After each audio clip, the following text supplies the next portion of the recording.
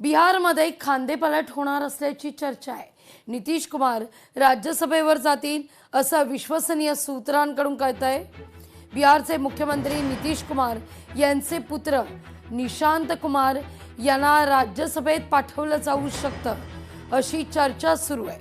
मात्र सूत्रांनी दिलेल्या माहितीनुसार जर निशांत राज्यसभेवर जात नसतील तर मात्र नितीश कुमार स्वतः वरिष्ठ सभागृहात जाऊ शकतात अशी माहिती समोर येते। याकरता आता रामनाथ ठाकूर यांच्यासह नितीश कुमार यांचं नावही चर्चेत आहे।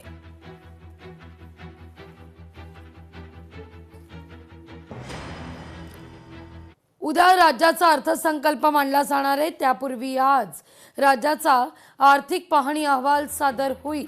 मुख्यमंत्री देवेंद्र फडणवीस विधानसभेत पटलावर आर्थिक पाहणी अहवाल सादर करतील। राज्याच्या आर्थिक परिस्थिती संदर्भात सविस्तर माहिती या अहवालातून समोर येणार आहे।